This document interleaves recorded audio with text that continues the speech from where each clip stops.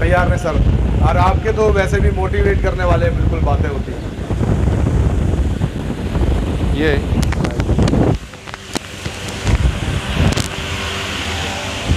जय भीम, नमो बुद्धाय सभी को।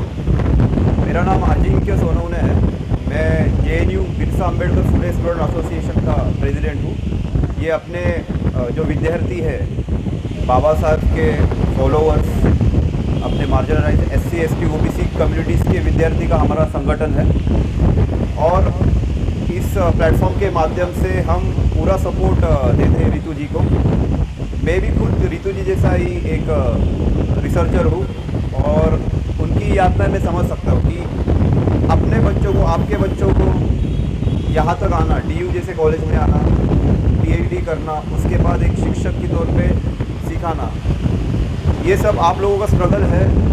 फिर रितु जी जैसे स्टूडेंट्स का भी स्ट्रगल है। इस स्ट्रगल को ये जो सामंतवादी फ्यूडल जो बैठे हैं, जो फ्री में जिनको नौकरियां लगी है, एक्चुअली ये लोग डिसाइड नहीं कर सकते कि हम सिखाएंगे या नहीं। अब बात सिर्फ नौकरी की नहीं है, बात इन जैसे फ्यूडल कास्टिस्ट लोगों को सबक सिखाने की। और ये संघर्ष जो बाबा साहब ने शुरू किया था, बाबा साहब को भी बहुत सारी यातनाएं झेलनी पड़ी थी अपनी शिक्षा पूरी करने के लिए। बाबा साहब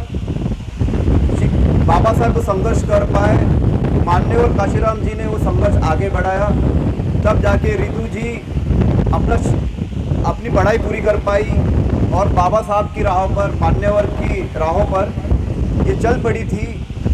तो इनके कारवे में जो बाबा साहब कहते थे कि मेरा कारवा आगे बढ़ाया जाए और मेरा कारवा समाज की महिलाएं ही आगे बढ़ाएगी। तो रितु जी ये जो काम कर रही थी, इसमें ये लोग बाधा डालेंगे। तो बाबा साहब ने जो सिखाया था, सीखो, संगठित हो और संघर्ष करो।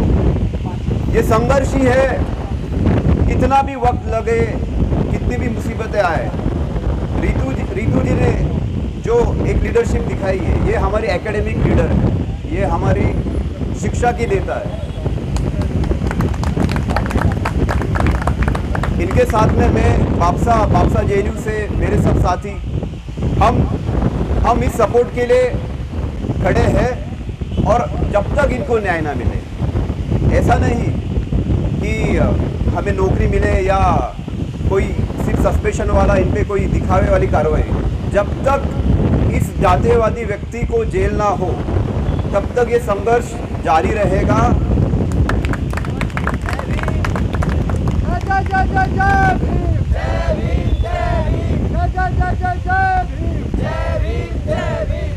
और रितु जी जो संघर्ष कर रही है वो सिर्फ अकेले का नहीं है। DU में और अपने बच्चे आएंगे, वो भी शिक्षक बनेंगे, उन बच्चों को ये यातना ना झेलनी पड़े। ये वो बच्चे ऐसे जातीयवादियों के आंखों में आंखें डाल के उनको चैलेंज करेंगे। ये कॉन्फिडेंस रितु जी के स्ट्रगल से मिलेगा।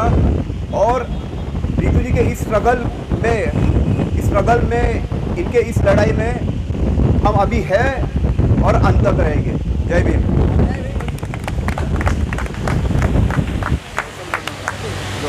Thank you so much Abhijit ji. अभी जिनको आपने सुना, मैं बता देती हूँ, हमारा एक संगठन है बहुत, अजीत जी, सॉरी मैं अभिजीत जी का पढ़ा। हमारा संगठन है बहुत मजबूत और ये लीडरशिप, ये जो यंग लीडरशिप है, ये JNU से सीधा चल के हमें समर्थन देने के लिए आए हैं। बक्सा के लीडर्स हैं, प्रेसिडेंट हैं अजीत जी, अजिंक्य जी, प्लीज जो नाम थोड़ा ढंग से लिखे आप। बहुत बहुत शुक्रिया आप सबका। लिटरली आपके आने से मैं इसलिए मंच संचालक साहब ने माइक दिया, मेरा जो हौसला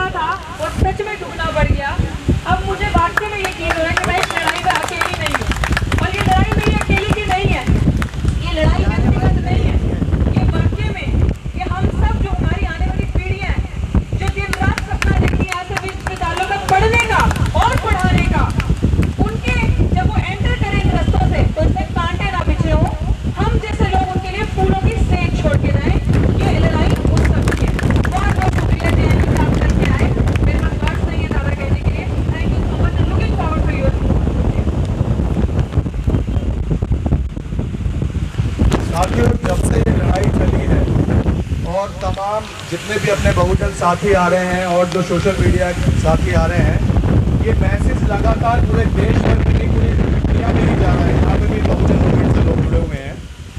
और आज जैसे कि JNU से हमारे साथी आए हैं, तो ये मूवमेंट लगातार एक मैसेज देता जा रहा है कि आप डरो नहीं, लड़ो। शुरू से ही हम इस पॉइंट पे फोकस इसलिए कर रहे हैं क्योंकि जातिगत जो भेदभाव है, हमारे बहुत से बच्चे ऐसे हैं जो सहन नहीं कर पाते हैं, बंद कमरों के अंदर आत्महत्या कर लेते हैं, अपने जो उनकी सांसें हैं वो एकदम घुटन महसूस करते हैं। तो ये मंच उनको आमंत्रित करता है और रितु जी खुद इस बात को बार बार आपके सोशल मीडिया के माध्यम से बोल रही हैं कि आप लड़ो, आप आओ हमारे पास, हम आपकी लड़ाई लड़ेंगे, आपके साथ कंधे से कंधा मिला के चलेंगे। साथियों, आज भी